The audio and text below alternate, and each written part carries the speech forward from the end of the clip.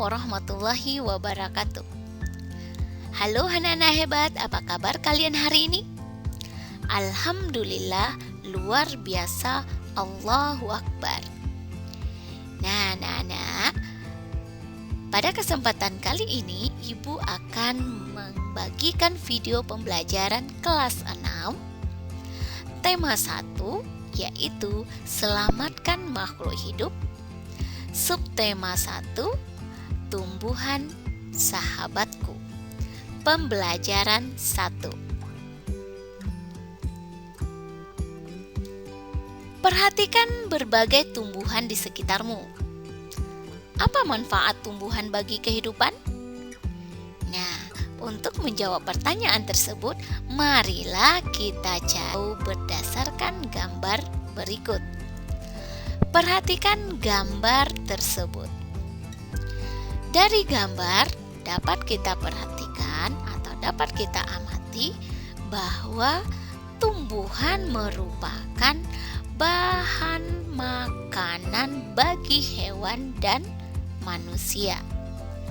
Jadi, dapat kita simpulkan bahwa tumbuhan merupakan sumber kehidupan bagi makhluk hidup. Nah, selain sebagai sumber kehidupan bagi makhluk hidup, apalagi manfaat tumbuhan bagi manusia dan hewan?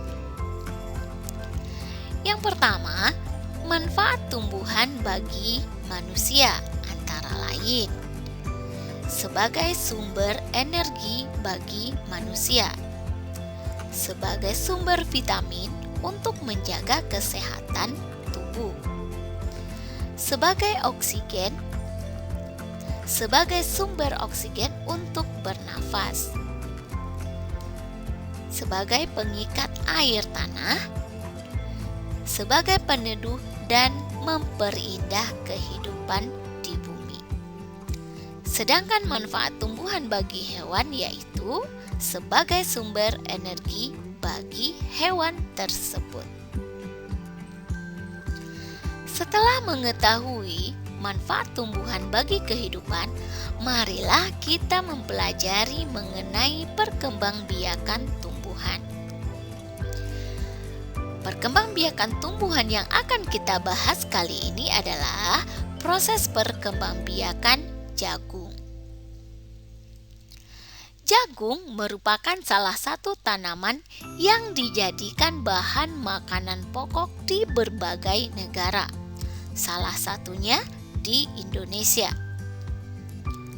Jagung merupakan salah satu tanaman penghasil karbohidrat yang sangat diperlukan oleh tubuh. Seorang petani jagung memulai pembiakan tanamannya dengan menanam biji jagung.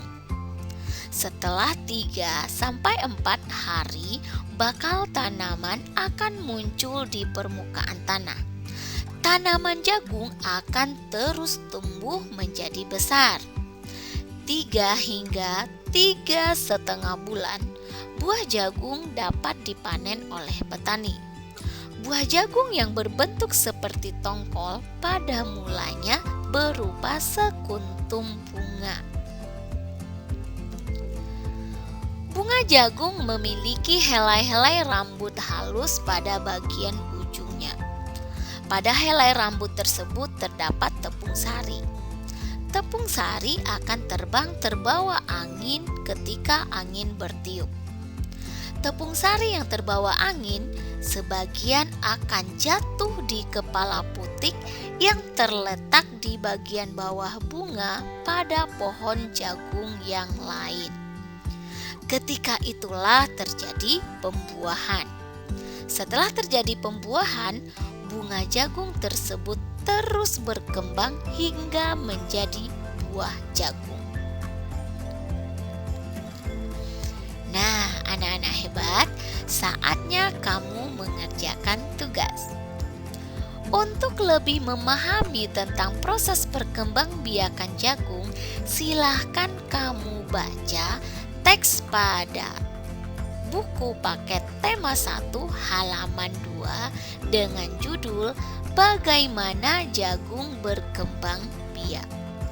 Setelah membaca teks tersebut, temukan ide pokok tiap-tiap paragraf tersebut dan tuliskan pada bagan berikut. Nah, hebat.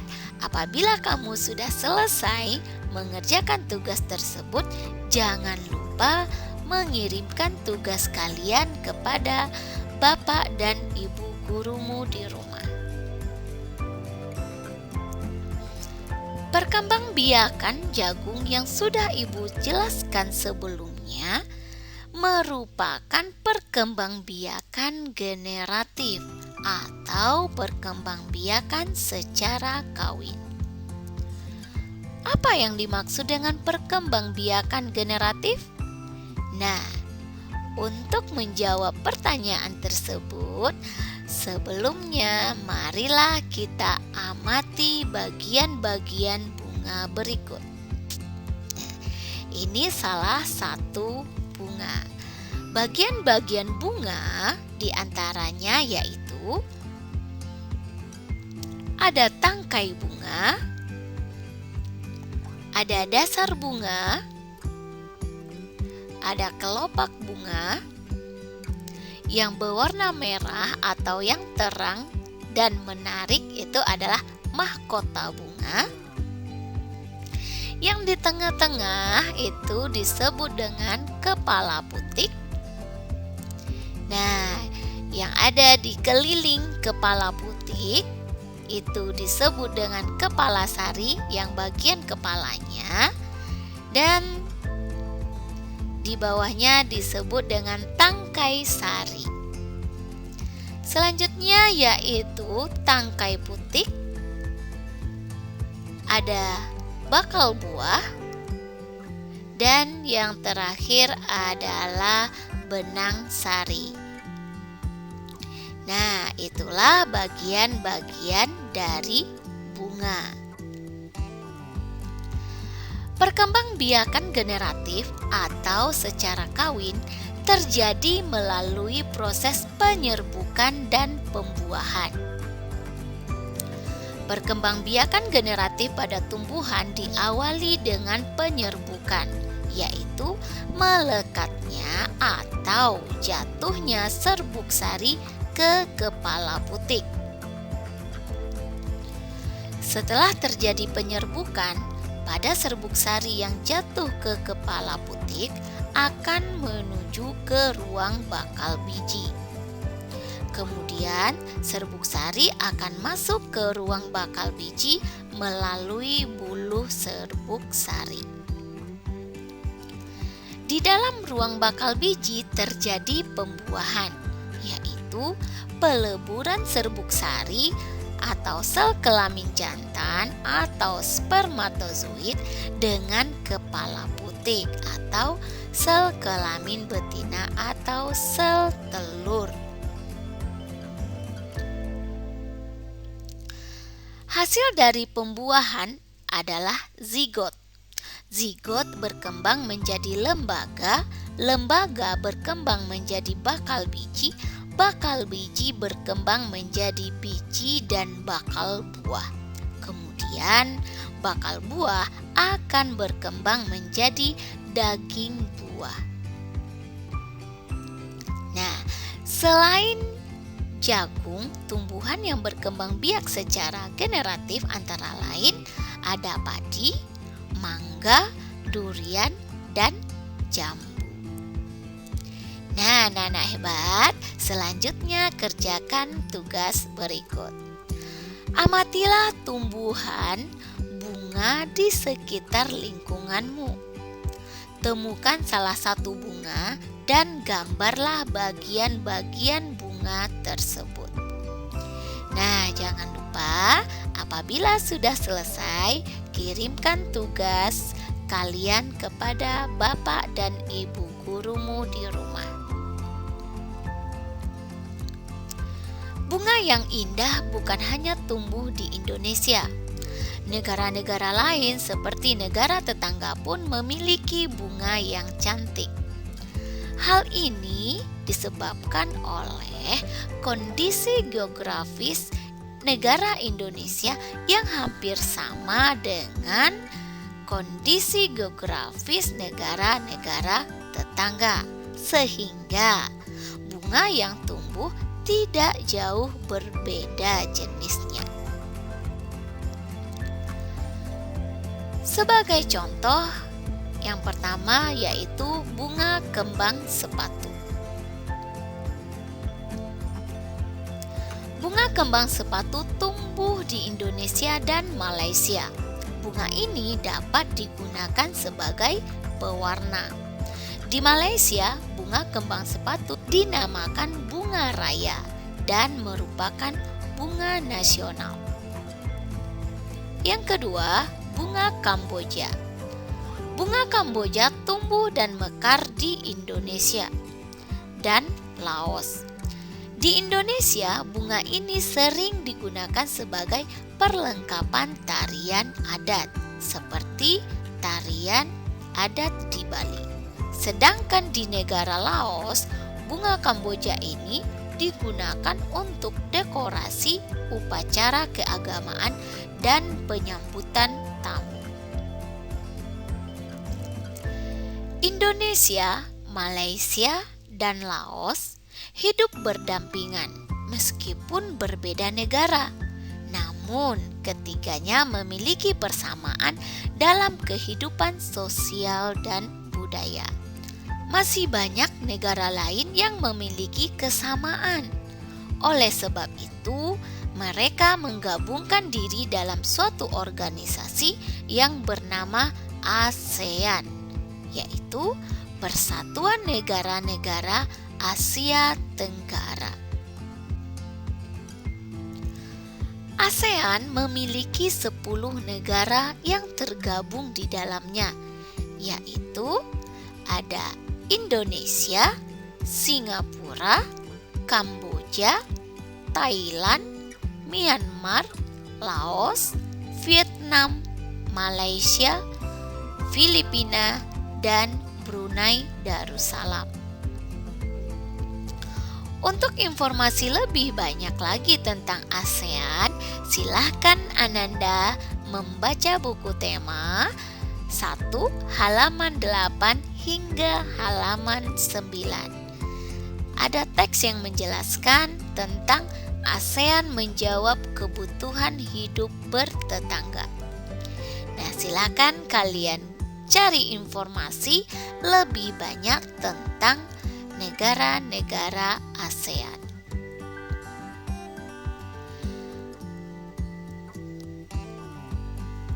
Setelah mengetahui negara-negara anggota ASEAN, marilah kita mencari tahu tentang kehidupan sosial budaya masyarakat ASEAN. Nah, yang pertama kita akan membahas tentang Indonesia. Indonesia disebut juga dengan Negara Kesatuan Republik Indonesia atau NKRI. Indonesia memiliki keragaman etnis, suku, budaya, dan agama yang terbentang dari Sabang sampai Merauke. Indonesia juga terkenal dengan keramah tamahan dan gotong royong masyarakatnya. Yang kedua, Brunei Darussalam. Brunei Darussalam memiliki kampung air, yaitu kampung terapung di Brunei. Mayoritas penduduknya adalah orang Melayu. Sedangkan budaya Brunei Darussalam banyak dipengaruhi oleh ajaran Islam. Secara tradisional orang Brunei tidak berjabat tangan dengan lawan jenisnya.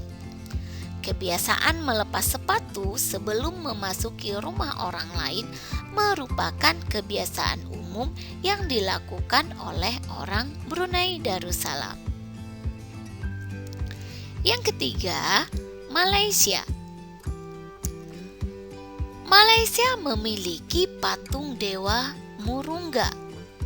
Patung ini berukuran 42,7 meter. Patung ini terletak di Batu Cafes, yaitu gua yang merupakan salah satu kuil Hindu di luar India yang paling populer. Patung ini didedikasikan untuk Dewa Murungga.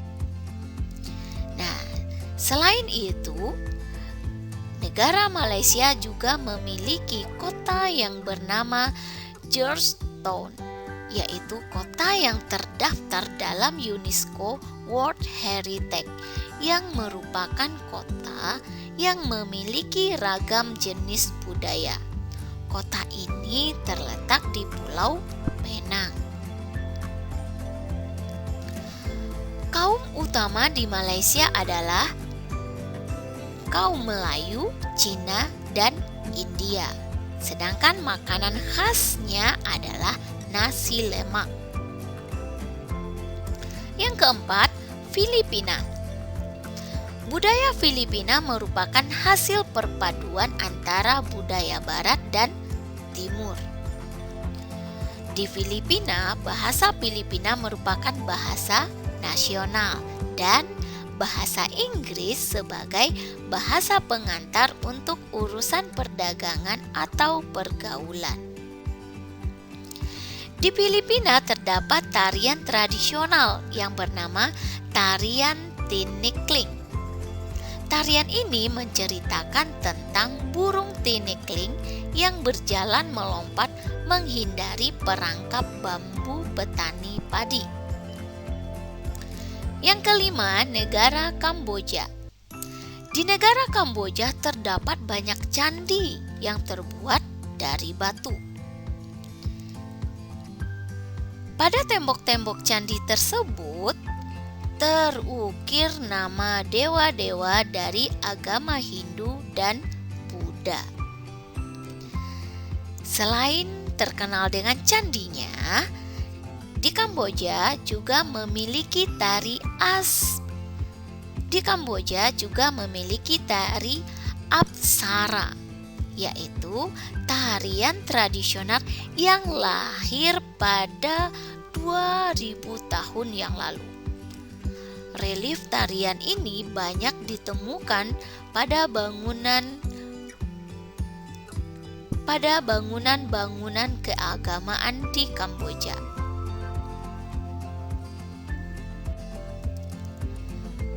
Yang keenam, negara Myanmar. Myanmar dijuluki sebagai negara 1000 pagoda.